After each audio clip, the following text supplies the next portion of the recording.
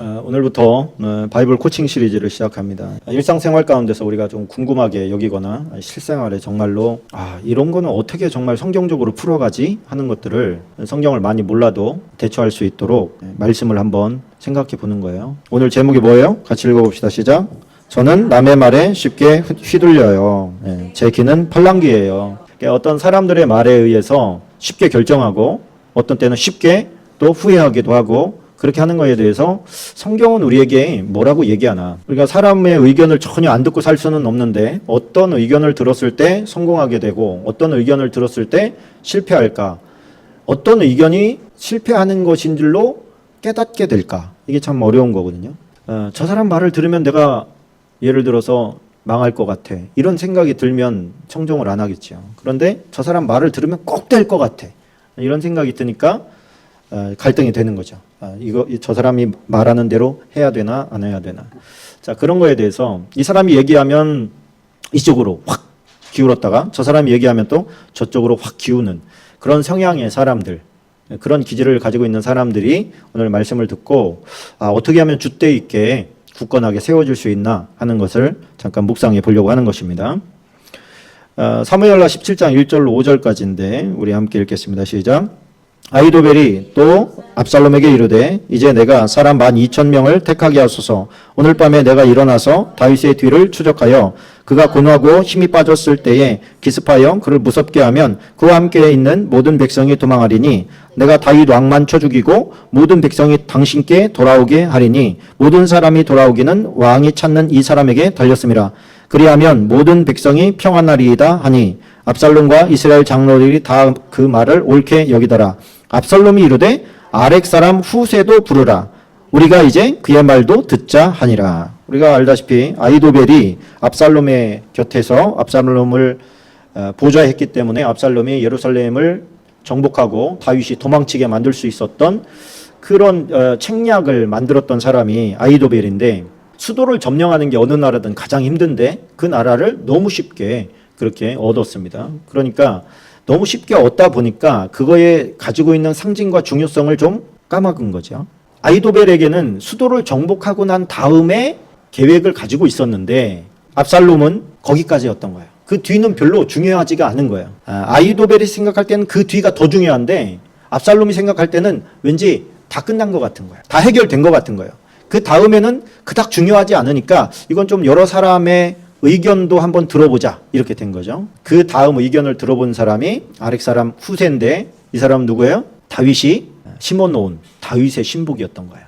그러니까 그 사람 말을 들으면 안 되는 건데 듣지 말아야 할 사람의 말을 듣고 행동을 함으로 말미암아서 결국에는 망해버리게 되는 그런 상황이 벌어지게 된 거죠. 그러니까 어떤 사람의 말을 듣고 어떤 사람의 말을 안 들을 건가, 듣지 않을 건가. 뭐 사람들이 종류가 여러 가지죠. 어떤 사람은 아무 사람의 말도 안 들어요. 그냥 자기가 고집대로 막 해나가는 게 그게 줏대인 것처럼 생각을 하고 그냥 그것만 줄기차게 자기 얘기만 하고 자기 생각만 하고 자기 판단이 맞다고 생각하고 그냥 옆 사람 얘기 안 들어보고 곧바로 직진만 하는 사람이 있죠.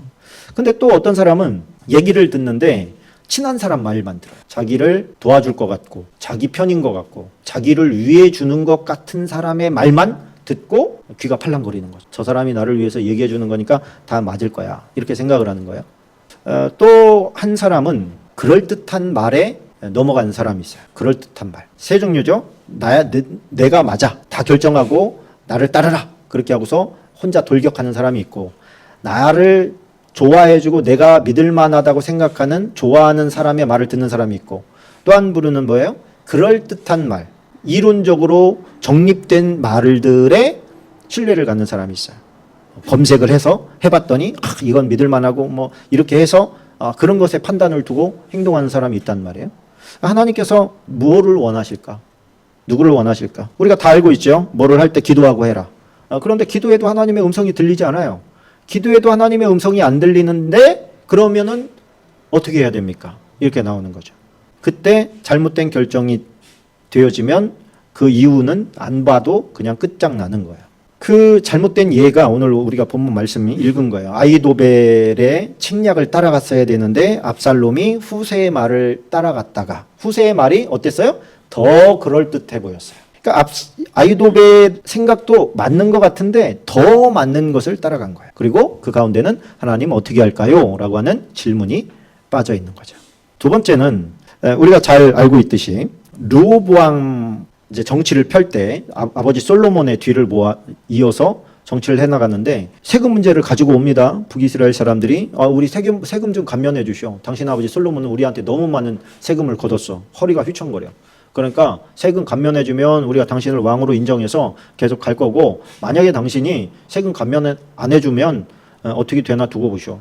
그리고서 얘기를 했어요. 그래, 그럼 3일 후에 와라. 그리고서 이제 사람들의 말을 경청하는 거예요. 이 사람도 빠진 게 뭐예요? 하나님 앞에 엎드려서 기도하는 시간이 없다는 거예요. 그리고 솔로몬 옆에서 코멘트를 해줬던 이 사람들의 말을 들어보니까 그거 맞는 말입니다. 세금 많이 걷었습니다. 잘 살게도 해줬지만 너무 많은 세금도 거둔 게 사실입니다. 그러니 좀 세금을 감면해주면 저 사람들의 마음을 얻을 수 있을 겁니다. 일리가 있어 보여요. 그런데 자기랑 같이 자라날 때 같이 공부하고 수학했던 친구들을 또 부릅니다. 야, 저 그 노인분들은 이렇저렇게 얘기해서 세금 감면해 주라고 하는데 너네 생각은 어때? 이렇게 물어봤더니 이거 지금 기싸움 하는 건데 이기고 들어가야 됩니다. 아버지는 채찍으로 쳤지만 나는 전갈 채찍으로 친다고 하시고 내 새끼손가락이 내 아버지 허리보다 굵다. 이렇게 강하게 나가십시오. 듣고 나니까 어때요? 그 말이 더 그럴듯해 보이는 거예요. 이것도 역시 너무 그럴듯해 보이는 말에 속아 넘어간 거죠. 사기치는 사람들 말을 들어보면 다 그럴듯하지요. 나를 위해 주는 것 같고, 자기 고집만 세워서 직진만 하는 사람이나 남의 말에 의해서만 움직이는 이런 사람이나 위험하기는 똑같습니다. 저는 남의 말에 너무 쉽게 휘둘려요. 저는 팔랑귀예요. 아닙니다. 저는 선택장애가 있어서 남들이 이렇게 정해주는 대로 가는 게 편해요. 저는 이렇게 생각하는 사람이 가져야 될 게 뭐다? 하나님 앞에 뜻을 구하는 거다. 하나님 어떻게 하면 될까요? 이렇게 물으면 되잖아요. 그럼 하나님께서 이렇게 저렇게 해라 이렇게 얘기하지 않겠지요. 그런데 그래서 대안이 뭐예요? 하나님의 말씀을, 하나님의 뜻을 알고 있는 사람에게 일단은 물어볼 수 있죠. 신뢰할 수 있는 사람에게. 그러나 그 사람도 사람인지라 제일 좋은 건 뭐예요? 내가 하나님의 말씀을 직접 듣는 거죠. 내가 하나님의 말씀을 직접 듣는 게 너무너무 중요한데 그 노력을 별로 하지 않는 거예요. 그 노력을 별로 하지 않으니까 다른 사람의 말에 휘둘릴 수밖에 없는 거죠. 우리가 이거 할까요 말까요 이렇게 묻는 게 아니라 이게 하나님의 뜻에 맞는 겁니까? 거스르는 겁니까? 이렇게 질문을 하면 팔랑귀가 안 될 수가 있어요. 그게 하나의 어떤 큰 원칙이라고 할 수가 있습니다. 원리고 원칙이에요. 원리와 원칙을 따라가면 실수를 최대한 줄일 수가 있어요. 그럼 원리와 원칙을 알아야 될 거 아니에요. 내가 모를 때는 어때요? 아는 사람에게 물어봐야죠. 자기가 신뢰할 수 있는 말씀에 대해서 많이 알고 있는 적어도 두세 사람에게 물어봐서 그 사람들의 말이 공통적일 때 내가 모르는 분이 하니까 공통적일 때 실천을 해야 된다. 그래야 나의 실수를 방지할 수 있다. 큰 축이 하나 있는데 뭐냐면 하나님의 말씀이라고 하는 축과 경험이라고 하는 축이 두 축이 같이 갑니다. 경험이라고 하는 축은 어떻게 보면 틀릴 수도 있고 맞을 수도 있는 거예요. 그래 시대에 따라서 맞을 수도 있고 틀릴 수도 있고. 그런데 하나님의 말씀이라고 하는 축은 틀린 결정을 해도 당당할 수 있어요. 그리고 그 부분에 대해서는 하나님께서 책임을 져주실 거다라고 하는 우리의 믿음을 가질 수가 있는 거죠. 내가 생각할 때 나는 팔랑귀예요. 나는 남의 말에 너무 쉽게 흔들려요. 이렇게 생각하는 사람이 있다면 제일 먼저 해야 될 게 뭐다? 성경의 원리에 입각한 행동을 해라. 그것이 옳은 것이냐? 하나님이 기뻐하시는 것이냐? 죄는 아니냐? 이런 대전제만 두세 가지만 따져도 우리가 결정하기 훨씬 더 쉬운 결론이 납니다. 이것을 하나님의 뜻은 A인데 B를 하고 싶을 때 거기에 들어가 있는 게 뭐예요? 우리의 욕심이에요. 욕심. 하나님의 뜻은 하지 말라고 하는데 내가 하면 돈 많이 벌 것 같아. 다른 사람들이 해도 된대. 이렇게 해서 그것을 선택하게 되면 어떤 일이 벌어져요? 그 성공이 화가 되는 거예요. 성공이. 그래서 하나님을 믿고 따르는 사람들은 어떻게 됩니까? 철저히 하나님의 말씀에 입각한 원리에 의해서 행동해야 된다. 그래서 성경을 다 알아라 이런 의미가 아니라 큰 대전제만 알아도 된다. 이것이 하나님이 기뻐하시는 일이냐? 죄는 아니냐? 그런 거예요. 그거 어렵지 않잖아요. 우리의 마음의 순수함, 욕심에 치우친 것은 아닌지, 또 이것이 잘못되었을지라도 감사할 마음이 있는지, 이거 종합적으로 했을 때 하나님 앞에 부끄러움이 없는지, 이런 원리들만 곰곰이 생각해도 팔랑귀가 되지 않을 수 있는 비결이 되겠다.